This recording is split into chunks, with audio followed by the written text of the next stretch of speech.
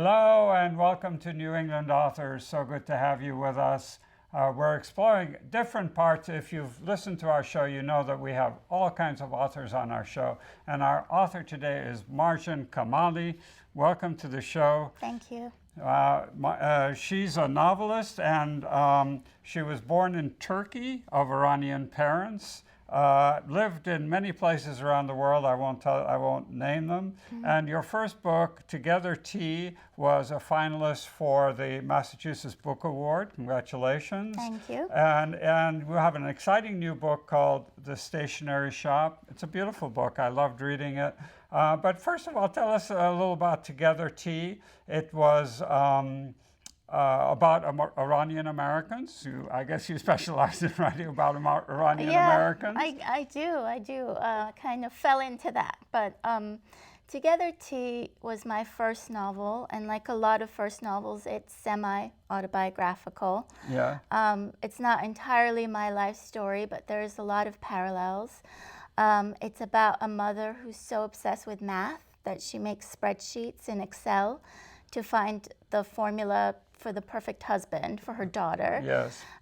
But it's also, aside from being kind of like a comedy of manners, it's a story of immigration. Yeah. It's about an Iranian family who come to the U.S.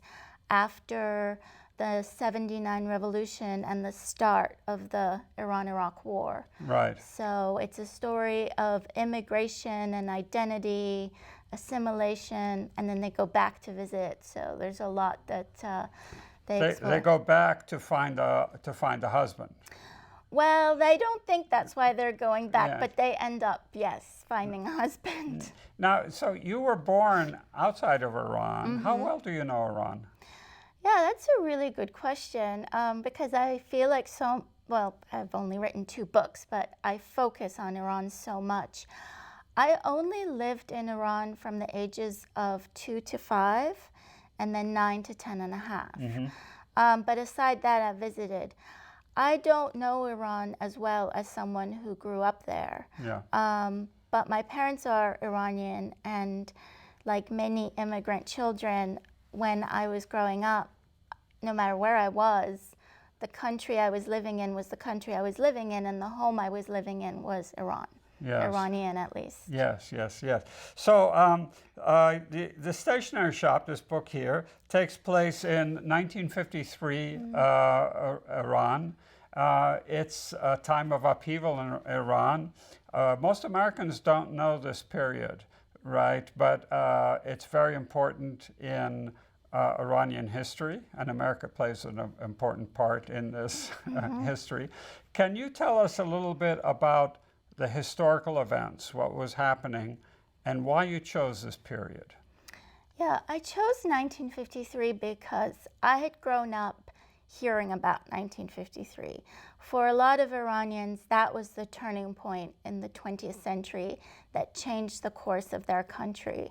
My generation, my parents' generation would say, is obsessed with 1979 because that was the revolution that affected us the most as children. Yeah. But 1953 was the year of a coup. There was a democratically elected Prime Minister Mossadegh, who was beloved by many, not by all. Yeah. There was the Shah. The Shah, as we know him, from the 1979 revolution, he was young then. And then there was a growing communist faction in Iran. So the country was divided and polarized between mainly three factions, communists, pro-prime minister, pro-Shah. Right. And so the democratically elected government, the National Front Party, right, was overthrown. Right. Yes. How was Britain and America involved in this? It's a leading question. It's a leading question. Well, I guess up until just a couple of years ago, one would say they weren't involved if they were here in the U.S., but now the CIA has declassified a lot of documents that show that the UK and the US had a hand in the coup. And they wanted the coup to happen. That's not to say Iranians were completely innocent victims. There were a lot of Iranians who also wanted the coup. But the fear was that Iran would go communist. And the idea was that the prime minister was a bit too independent and he was wanting to nationalize the oil. And so they didn't like that. The Anglo-Iranian oil company had a huge role in Iran. I have to say, this is a lot about oil, isn't it? It was an economic, Mohammad Mossadegh nationalized the oil industry, which became British Petroleum as we know it, right? Yes. And then when Eisenhower came in, the British yelled "communist, communist," and in 1953, yelling "communist" was quite a stir, and it prompted the United States to action, right? Yes, Truman resisted, but I think Eisenhower was really worried about the communist threat, and so he finally agreed. And he paid a bunch of people, the CIA, and they paid a bunch of people to come into the Capitol and make some demonstrations and et cetera, et cetera. Yes, I mean, they sort of, they fueled the fire. There were already demonstrations happening. Maybe it wouldn't have gone to this extent. And you could argue, people are still arguing about it to this day. Oh, maybe the prime minister shouldn't have done this in parliament. Maybe, you know, the Shah shouldn't have done that. Maybe the communists, you know, but at the end of the day, that's what happened. The coup happened in one day. So now your beautiful book, The Stationery Shop, takes that as the backdrop, and we get to understand the history by reading really a love story, right? Yes. It's about two 17-year-olds. Tell us a little about them. Where do they meet? They meet in the stationery shop, which is kind of like a bookstore, right? Tell us. Yeah, so the stationery shop is a shop. It's on the corner of Hafez Avenue and Churchill Street in 1953, Iran. I made it up, but it is based on many shops that were similar to it at the time. These were stationery shops that also sold books. So they functioned as both a bookstore and a stationery store. And in fact, a lot of our independent bookstores now sell stationery to stay in business too. Right. Roya is a young 17-year-old high school student. She goes to the best high school in all of Tehran, and she's quite ambitious. Her dad is very ambitious for her. But at heart, she's basically an idealist. And the stationery shop is her favorite place to escape all the demonstrations in the streets and sort of the polarizing factions that are dividing everybody. And then one day she meets Bahman, this young 17-year-old activist who sort of bursts into the shop with a huge, of course, gust of wind. Yeah. And then they fall passionately in love, as only 17-year-olds can do, so intensely, so quickly. And they kind of have a whirlwind romance. And they feel like they're going to be together forever. And they're engaged to be married. Yes. But then, of course, everything goes terribly wrong because it's fiction. Because, yes, because he's a political activist, right? He's a political activist, so he's very idealistic, and he's working for the National Front, and you know, he wants democracy for Iran. So he's a political activist and very brave. But as you know, because you read the book, family duties and family history dictates his own path too. Yeah. So he's not really able to fully engage politically even. Yeah. So in case you're joining us, this is New England Authors, and we're speaking with Marjan Kamali. Her book is The Stationery Shop. So then they're engaged to be married. What I found interesting was your depiction of Iran as a traditional patriarchal society, right? The man, the father in this case, decides whether his daughter, his son is going to marry, right? He doesn't so much decide, but it is a patriarchal society, and he has a lot of say. But the women have a lot to say. The mothers have a lot of say too. We do actually go into the backstory a bit. You do go in, and you go back. So most of this takes place in 1953, but you do go back to 1919 and talk about the bookshop owner and how he emerged as well. Mm-hmm. But the story starts in New England, doesn't Yes. it? It starts in 2013. Mm-hmm. Was that 50 years after? Or 60 years 60. After the revolution. The two lovers have never seen each other. And so I'm not going to give away the story because you have to get to the end to find out why, right? And there are a lot of surprises along the way, and not least in the ending. But why did you take this inspiration? Why did you start in New England 2013? These two star-crossed lovers didn't see each other for 60 years. For 6 years. It was actually really important to me to start then. I wanted to start when they were 77 and not when they were 17. And I wanted the reader to know from the very first chapter that they weren't together, because this is a story about lost love, not just teenage love. Yes. And to frame the story that way, I think, sets a tone where, as a reader, you know that they were not together for 60 years and now they're seeing each other again for the first time. And then we go back in time and kind of see how they fell in love and see the progression of events that led them to that place. Mm.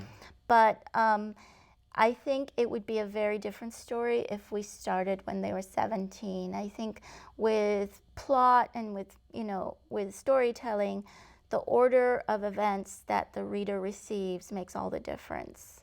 I could see that you spent a lot of time on this book, right? It's very... It's very well written in the plot. You probably changed it. The characters probably changed as you wrote it. How long did it take to write it, do you think? Well, I started it 1 year after Together Tea came out. Uh-huh. And I finished the first draft 2.5 years later. And then I spent an additional year revising it. Yeah. And just sort of really delving deeper and restructuring a lot. Uh-huh. So thank you for saying that you think that it shows that I worked hard, because I really did. Yes. This was really, for me, it was a challenge to do a plot that had twists and turns, and I set myself up to do that. I really wanted to do that. So Iran has been in the news since 1979. Mm-hmm. I don't think there's a month that goes by that Iran is not in I'm in waiting the news. for it not to be in the news. I think that would be great. That would be a wonderful, wonderful thing. But did you write this thinking about today, thinking about where we are, where America is? So we were meddling in their politics, right? Yeah, I didn't really think of that when I was writing it. To be honest with you, when I was writing it, I wanted to sort of escape into another time and place. And I thought 1953 Iran, how different from, at that time, let's say 2015, 2016 America. And yet, as I did the research and as I was writing it, I noticed that there were so many parallels, because just like Iran in that moment was polarized, the America I was writing this book in was polarized. It was during the campaign of 2015, 2016. And what I learned was, even in the schools at that time, with the girls in their school, you were either a communist or you were pro-Shah or you were pro-Prime Minister Mossadegh. But, God forbid you like veered. These were boxes. Mm-hmm. And America started to feel that way too, where on social media people were saying, if you agree, with him, then don't be my friend, that kind of thing, where there were these stark lines being drawn. So I did find parallels. Right. Even though I didn't intend to. I wanted to get away. This is New England Authors. If you're just joining us, our author is Marjan Kamali, which sounds like Kameel, her book is The Stationery Shop, and as I said, it's a very beautiful book. So tell us now, what's Iran like? What's Iran like? Yeah, what's it like? Americans don't know Iran. Oh, yeah. And I've traveled a lot around the world, and I've never been in Iran. So tell me. Well, Iran is different depending, like any country, on what time period you're discussing, but perhaps more so than other countries because it underwent a revolution that drastically changed it. Yeah. So if you're talking about contemporary Iran, it's very much a country of contradictions because it has a strong government that imposes very strict laws, but yet there's constant defiance and pushback everywhere behind closed doors, even on the street. So it's really a country of contradictions. And I think one thing that surprised me about Iran is how colorful it is. I think colorful. Yeah, it's usually depicted in media with like stark, dark clothed women, men, everything's black and white, but it's actually incredibly colorful and vibrant. And there's a kind of zest for life that the people have there, despite, perhaps less freedoms than people here, but there's just like this, just life goes on in the cities. It's, at 2 a.m. you can go get an ice cream, people are hanging out. It's a lot more vibrant, I think, than it's usually drawn. Yeah, interesting. So in 1953 also was a time of social change. You talk a little about that in your book, how families used to sit on the floor and spread out a cloth and eat from the floor. And it was changing at that time to kind of Western style. And the Shah was very involved in making that change, right? Yeah, he was. I mean, traditionally, Iranians, to eat meals sat on the floor with a cloth laid on the floor. There was a lot of cross-legged sitting, which technically is actually better for you. Now we have all these lower back problems because of chairs, but that's another story. Yeah. But yeah, the Shah did try very, very much to sort of modernize the country, and it was this constant push-pull because there were people who embraced that and loved it and appreciated the freedoms, especially for women, that he helped to introduce, and he implemented quite a bit. And there were, more conservative, especially religious people who resisted becoming westernized. So it's this constant push-pull with Iran, and if you even look at it geographically, it's between East and West. And what's been historically the relationship between Iran and the United States and Britain? I know it's terrible right now, but historically it wasn't like that, right? The U.S. and Iran historically didn't have as many issues, to be honest with you. I think Iranians were more wary of Britain because in the early 20th century, the two countries that were constantly kind of fighting over Iran were the Soviet Union and the UK, so Russia and Britain. But there wasn't much anti-American sentiment until later. Some of it had to do with the coup, and then a lot of it had to do with, feeling maybe not everybody wanted to become westernized, but even now it's pretty westernized. So what was your inspiration for the book? Was there a particular story that you know about? Was there some your own personal experience? What was it? So when I was doing events for Together Tea, my first book, I visited a lot of book clubs. And at the end of one of the book clubs, this woman came up to me and she asked if I would visit where she works. She worked at an assisted living center. So I said yes. So I went there and I was doing a reading. And as I was doing the reading, an elderly man in a wheelchair kept shouting things out. I didn't know if he was heckling me. I didn't know if he was cheering me on. But later they'd organized this lovely Persian lunch. There's a lot of food in Oh, both how nice. Together Yeah, Tea yeah. and the stationery shop. Yeah, so they, you know, in honor of the book, they had all these Persian dishes. And we were sitting around eating, and then this gentleman wheeled himself up and he kept saying things like, I met the Prince of Spain. I traveled with Charles de Gaulle. And everybody was a bit embarrassed. You know, they kept shushing him, wanting him to stop.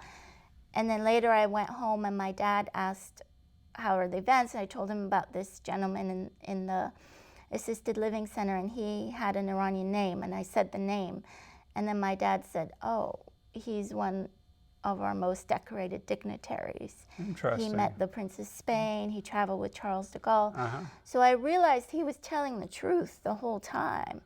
And then I kept thinking, well, what does it take to be this person in an assisted living center with a past that no one believes? Yeah. Or worse, they believe and they just don't care. And that was really the kernel for the stationery shop, because I had that image of a man in a wheelchair in an assisted living center. And that's the image I started with, and I wrote around that. And then, of course, because of who I am, his past wasn't so much political as he had this passionate first love. Yeah, but you talk a lot about the Iranian culture, which stretches back to, 5,000 years, and from where we get most of our culture from. And you talk about Hafez, Rumi, the great poets, and also the great tradition, the great of Iran. You're very pro-Iranian. Is that? I don't know. I'm pro-human, but I'm certain. I'm not talking politically. Mm-hmm. I'm talking culturally. Yeah, culturally, I am, because I think part of why so many Iranian Americans like me can be seen as that way is because we constantly get fed a narrative that's the opposite.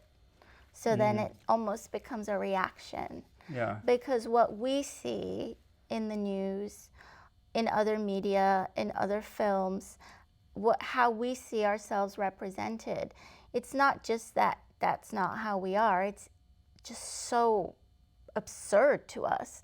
So I think there is this desire to say, let me show you the culture I know, because it's not what you think it is. I think if there wasn't such a narrative about Iran, then we'd be like, okay, let's write about Australia. But you know, when you constantly see something in the news and you feel it's a misrepresentation, then there's almost like, well, I guess I should be the one to tell these stories, because it's being told in an inaccurate way elsewhere. So there were a lot of, like yourself, immigrants who came from Iran after the revolution of '79. They saw the writing on the wall, and they came to the United States. And they're so much different than a lot of the other immigrants who come over, like the Sicilians who came over in the early 1900s, or the poor people of Central America who are coming over now. They were mostly middle class, right? And what brought them to the United States more than, say, Europe? Well, I think after the revolution, you know, there was a huge influx of immigrants to the U.S. California was a draw because the climate was similar to Tehran. Yes. A lot went to Southern California, right? Yes. A very big community, Iranian American Los community Angeles. in Los Angeles area. Yeah, and then both coasts, really. I think they came to the U.S. because it was where you went when you needed a fresh start and, you know, had to leave your country behind. But you're right that, you know, they were the middle to the upper classes who could leave at that time. And it was almost like a brain drain. There was a lot of the professional class that left. And, you know, for the most part, they spoke English, they had some assets, they had money, and they could acclimate. And at that time, that's what you did, you acclimated. You got acclimated, yeah. It's like when I came over way back when. Is there, when you must have done a lot of research on this, and briefly in the short time we have left, Were there any surprises that you encountered? Yeah, so I read obviously about the coup from different points of view because to this day it's a contentious topic. Some people say it never happened, some people say it did happen and here's who's responsible. So I tried to educate myself as best I could. And I spoke to a lot of relatives who had lived through the coup and I interviewed them.